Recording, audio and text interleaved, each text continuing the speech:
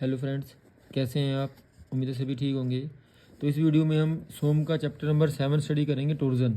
ठीक है, twisting force जिसे हम कहते हैं। ठीक है, तो कई टाइप के फोर्स हमने पहले स्टडी कर रखे हैं। जैसे हमने पहले स्टडी किया था टेंसाइल फोर्स के बारे में। मैंने जब लेंथ इंक्रीज़ करेगी ऐसा फोर्स टेंसाइल फोर्स होता है भाई। जब ऐसा फोर्स लगेंगे कंप्रेसिव फोर्स में लेंथ डिक्रीज़ करती है। हमने बेंडिंग फोर्स पढ़ लिया है, बेंडिंग क्वेश्चन पढ़ ली अच्छे से। इस वीडियो में हम टोर्जन ट्विस्टिंग फोर्स बनेगी, ऐसे वाला फोर्स लगता है। हम ट्विस्ट करते हैं किसी भी चीज़ को। ठीक है, नॉर्मली हम टोर्क जब लिखते हैं ना, टोर्क, तो ये वही चीज़ है टोर्जन। तो देख लेते हैं ध्यान से। कहते हैं late us consider shaft of circular cross section. कोई भी शाफ्ट है हमारी, शाफ्ट कोई भी हो सकती है, कोई भी सर्कुलर जिसका क्रॉस सेक्शन है सर्कुलर हो, ये भी एक तरह से शाफ्ट ही हमारी। ठीक है, और हम इसमें हिसाब से ऐसा फोर्स लगाएंगे, इसको ट्विस्ट करेंगे, ट्विस्टिंग फोर्स लगाएंगे उसमें हम। ठीक है, when let us consider a shaft of circular cross section supported in the bearing, bearing में सपोर्टेड है। Let tangential force, tangential force का मतलब था ऐसे वाला फोर्स, ये टेंजेंट है। टेंजेंशियल फोर्स मतलब उसकी सर्कमफेरेंस में जो फोर्स लग रहा है। ठीक है, acts at the circumference of the shaft. Due to this tangential force shaft rotates. अगर ऐसे वाला फोर्स मैं लगाऊंगा, इस वजह से क्या होगा, शाफ्ट मेरी रोटेट कर जाएगी, शाफ्ट रोटेट करेगी। तो product of the tangential force acting at the circumference of the shaft and radius of the shaft is known as torque. ठीक है, तो हमने पहले एक मोमेंट के बारे में पढ़ रखा था, स्टडी करा था। मोमेंट में क्या होता है एक्चुअल में, मोमेंट ऐसा था। ठीक है, मोमेंट की वजह से शाफ्ट ऐसे रोटेट करेगी, इस हिसाब से क्लॉकवाइज और एंटी क्लॉकवाइज रोटेट करेगी। और मोमेंट का फॉर्मूला हमने पढ़ा था, फोर्स इंटू परपेंडिकुलर डिस्टेंस होता था वो। ये एफ है और ये डिस्टेंस डी मिल गई इसको। इस कंडीशन में लेकिन हमने एक शाफ्ट स्टडी करनी है, एक शाफ्ट के बारे में स्टडी करना है हमने, और उस शाफ्ट पर मैंने फोर्स लगाना है। इस वजह से शाफ्ट रोटेट करेगी। ठीक है बात, ये अपनी एक्सिस पर, ये इसकी सेंट्रल एक्सिस होगी, अपनी एक्सिस पर रोटेट करेगी। मोमेंट की वजह शाफ्ट ऐसे रोटेट करेगी। ठीक है, टॉर्जन की वजह शाफ्ट ऐसे रोटेट करेगी, अपनी एक्सिस पर रोटेट करेगी वहां पे वो। फॉर्मूला इसका भी लगभग वही है, फोर्स जो फोर्स टेंजेंशियल फोर्स लगा into radius of the shaft, जो शाफ्ट की यहाँ से यहाँ तक की रेडियस है हमारी। यूनिट दोनों की सेम है, इसकी यूनिट भी वही थी, force in newton into metre. यहाँ भी न्यूटन इंटू मीटर ही आएगा।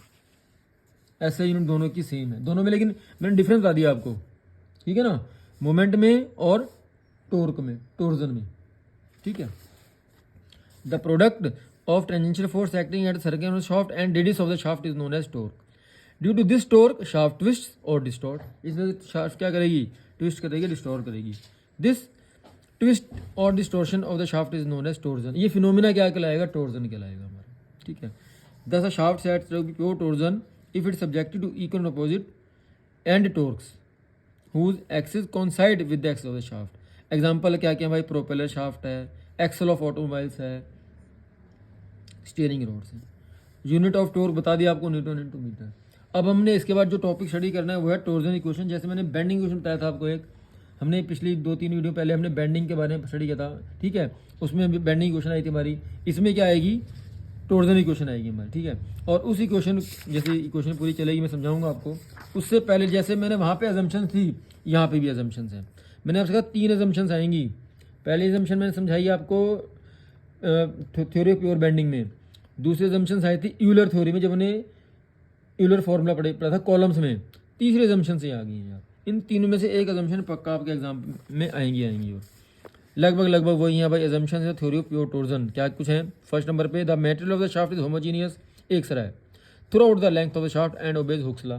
हुक्स लॉ को ओबे करता है, सारी बातें वही हैं यार। ठीक है, twist is uniform through out the length of the shaft. मतलब कि अगर मैंने यहाँ से इसको पकड़ रखा है और यहाँ से मैं फोर्स लगा रहा हूँ, तो ट्विस्टिंग यहाँ से स्टार्ट होकर पूरी ट्विस्टिंग चलेगी मेरी। ये ना हो कि मैंने यहाँ से पकड़ लिया, यहाँ पे ट्विस्ट कर दिया, यहाँ ट्विस्टिंग हो ही नहीं रही है। समझ रहे हो बात? तो ट्विस्टिंग पूरी चलेगी, पूरी थ्रू आउट यूनिफॉर्म लेंथ में चलेगी और यूनिफॉर्मली चलेगी, एक सरी ट्विस्टिंग होगी पूरी। The cross section of shaft which was circular and plane before twist will remain circular and plane after twist. मतलब जो सर्कुलर क्रॉस सेक्शन एरिया है वो अगर ट्विस्टिंग से पहले सर्कुलर था तो बाद में भी सर्कुलर ही रहेगा। ये नहीं कि आपने बहुत ज़्यादा ट्विस्ट कर दिया। वो पहले कह रहा ओबे हुक्स लॉ। हुक्स लॉ का मतलब क्या था, stress within elastic limit, stress is directly proportional to strain. मतलब हमने विद इन इलास्टिक लिमिट ही करना है सारा काम यार। The distance between any two normal cross section of the shaft remains the same after the application of torque. भाई मेरी बात सुनो, जैसे हम जैसे में ट्विस्टिंग करते रहेंगे, अगर बहुत ज़्यादा हमने फोर्स लगा दिया तो उसकी लेंथ कम होती रहती है। लेकिन क्या था, 2 एंड हैं, एक एंड ये रहा, दूसरा एंड ये रहा। मैंने जब ट्विस्ट किया, इतना ट्विस्ट नहीं करना कि उसकी लेंथ में यहाँ से यहाँ तक उसमें वेरिएशन आ जाए। जो लेंथ ओरिजिनल पहले थी 2 एंड के बीच की, वही लेंथ बाद में भी उतनी ही रहेगी। मतलब पहले 10 mm थी, 10 सेंटीमीटर थी तो 10 सेंटीमीटर ही रहेगी बाद में, ठीक है। Maximum shear stress induced in the shaft due to application of torque do not exceed its elastic limit. मैंने क्या दी, सारा काम कहाँ करना है भाई, विद इन इलास्टिक लिमिट ही करना है। जो shear stress, maximum shear stress है वो एक्सीड लिमिट से पार ना करे, उसकी इलास्टिक लिमिट से पार ना करे। मतलब इसका मतलब ये था कि भाई अब मुझे फोर्स लगाया, टॉर्क लगाया तो ट्विस्ट हो गया, जैसे मैं फोर्स हटाऊँ, टॉर्क हटाऊँ तो वो वापस अपनी ओरिजिनल पोजीशन में आ जाए, ठीक है। Sharing strain at a point of the cross section of the shaft subjected to torsion is proportional to the its distance from the center। भाई वो कहता है जो शेयरिंग स्ट्रेन थी वो डायरेक्टली प्रोपोर्शनल टू रहेगी जो डिस्टेंस रहेगी उन दोनों के बीच में, ठीक है। The shaft is of uniform cross section through out its length. मतलब शाफ्ट का जो सर्कुलर क्रॉस सेक्शन एरिया यहाँ पे है तो यहाँ पे भी सर्कल ही बनेगा। ये ना हो कि यहाँ पे सर्कल बन रहा है, यहाँ तक आते हुए रेक्टेंगल बन गया, बीच में उसका कुछ चेंज हो गया, ऐसा कुछ नहीं है भाई, एक सारा ही रहेगा, सारा सारा शाफ्ट है, शाफ्ट ही रहेगी पूरी, ठीक है। नेक्स्ट टॉपिक है हमारा torsion equation for a solid shaft, ठीक है। तो इसके बारे में मैं थोड़ी बातें बता देता हूँ यहाँ पे आपको। जैसे वो कह रहा है let us consider shaft fixed at one end and free at end B. मतलब देखो डायग्राम ये रहा, मैं थोड़ा बनाने की कोशिश भी करता हूँ। तो हमारी एक शाफ्ट है यहाँ पे, ये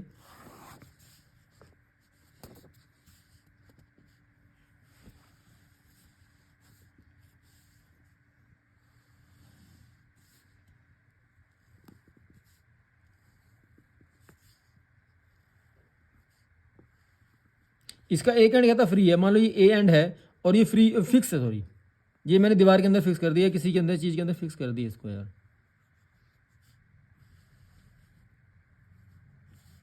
समझ बात समझ। ये एंड फिक्स है इसका, ये एंड रोटेट नहीं करेगा भाई, तभी तो ट्विस्टिंग आएगी इसमें, ठीक है। और यहाँ से मैंने टॉर्क लगा दिया, ये एंड इसका बी है भाई और यहाँ मैंने टॉर्क, ठीक है। ये इसकी सेंट्रल एक्सिस हो गई, ठीक है। अब मान लो इनिशियली कहीं एक पॉइंट ले, तो मान लो इन्होंने एक लेयर ले ली है, यहाँ से यहाँ तक की लेयर ले ली उन्होंने ए सी, ये ए पॉइंट है मान लो, ठीक है, और ये सी पॉइंट है। अब मैं फोर्स लगाया, ट्विस्ट करा तो ट्विस्टिंग हो जाएगी। तो जो लेयर थी ए सी थी उनकी, वो ए सी डैश तक ट्विस्ट हो गई है। ये लेयर कहाँ चली गई भाई, सी डैश तक चली गई है, ठीक है। एंगल बनेगा यहाँ से मेरा फाई, और ये सी, ये सेंटर, ये रेडियस, ये इसका ओ पॉइंट, ओरिजिन वाला पॉइंट समझ लो, सेंटर पॉइंट समझ लो, सेंटर पॉइंट है। तो इसको जब मैं यहाँ से सब मिलाऊंगा तो यहाँ पे ये एंगल बन गया थीटा, ठीक है। इतनी बात क्लियर है यहाँ पे, ठीक है।